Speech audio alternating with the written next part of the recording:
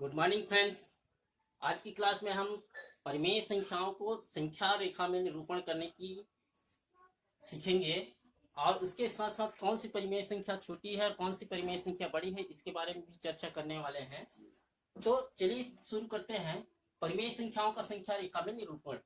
हम जानते हैं कि पूर्णांक संख्याओं को परिमेय संख्या रेखा में कैसे निरूपित कर सकते हैं। जैसे पूर्णांक संख्या है, पूर्णांक संख्या 2 है, 2 और 3 है। इस 2 और 3 को पूर्णांक संख्या में निरूपित कर सकते हैं। सबसे पहले संख्या रेखा को हमको समझना पड़ेगा। संख्या रेखा जो है, संख्या रेखा में बीच में देखिए 0 है। 0 की यदि हम सामने में खड़े हो जाएं, 0 के सामने में खड़े हो जाएं, यदि बायां तरफ है वो कहलाता है बाईं ओर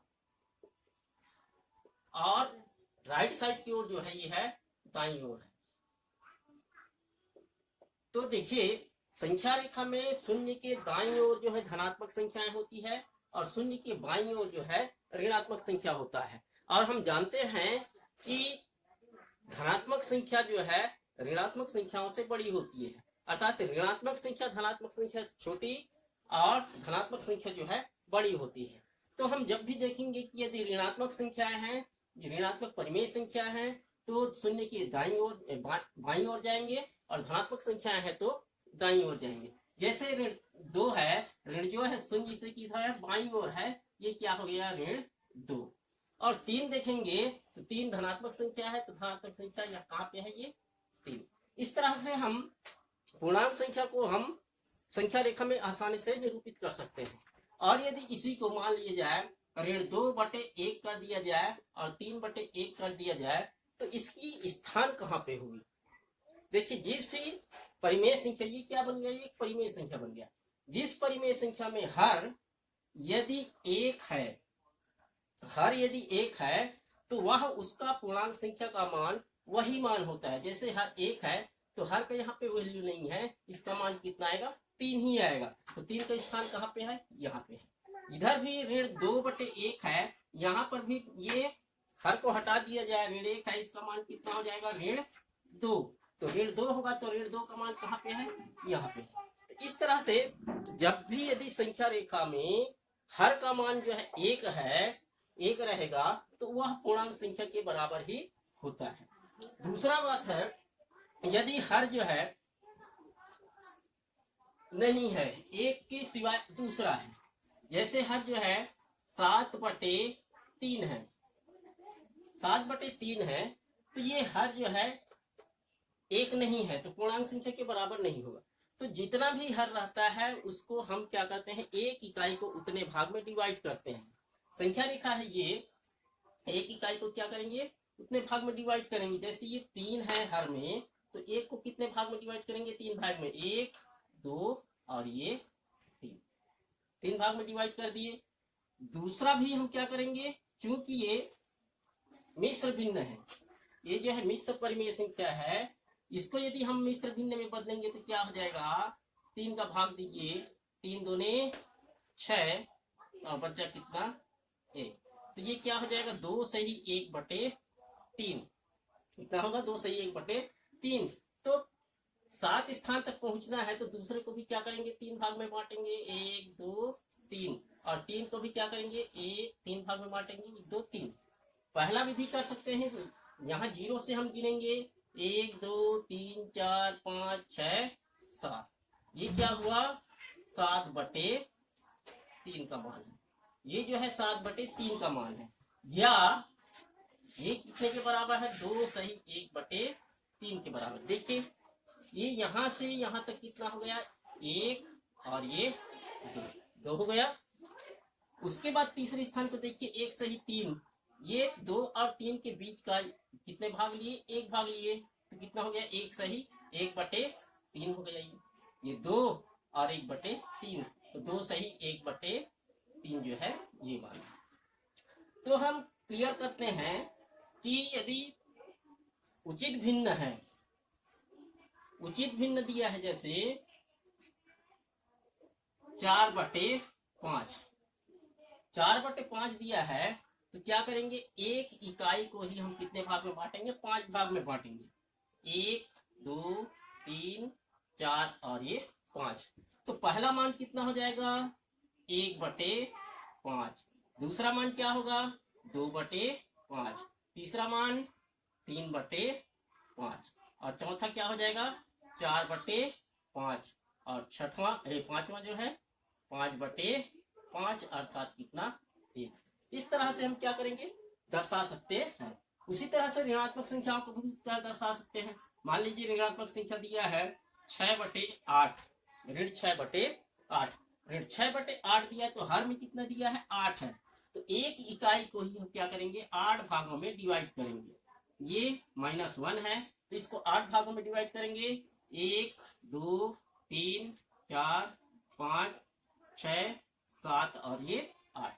ध्यान रखना कि जहां तक हो सके ये जो है भाग जो है बराबर होना चाहिए। तो इसमें देखिए पहला भाग क्या हो जाएगा ऋण 1/8, दूसरा भाग क्या हो जाएगा ऋण 2/8, तीसरा भाग ऋण 3/8, चौथा भाग ऋण 4/8, पांचवा ऋण 5/8, छठवां ऋण 6/8। ये छठवां भाग क्या हुआ ऋण 6/8। यहां से यहां तक की दूरी क्या हो जाएगा यहां से यहां तक ऋण 6/8 का मान है। इस तरह से हम संख्या रेखा में परिमेय संख्याओं का निरूपण कर सकते हैं। ये तो है पूर्णांक संख्या को निरूपण करना और परिमेय संख्या को निरूपण करना उचित परिमेय संख्या की। और यदि बात करें अनुचित परिमेय संख्या दिया गया है, अनुचित परिमेय संख्या दिया गया है जैसे 9/4 जो है अनुचित परिमेय संख्या है। ये मिश्र भिन्न के रूप में इसको बदल लेंगे। मिश्र भिन्न के रूप में बदलेंगे तो क्या हो जाएगा 9 4 दूने 8 बचा कितना 1। तो इसको मिश्र भिन्न के रूप में लिखेंगे तो क्या हो जाएगा 2 सही 1/4, 2 भागफल हुआ 1 सही 4।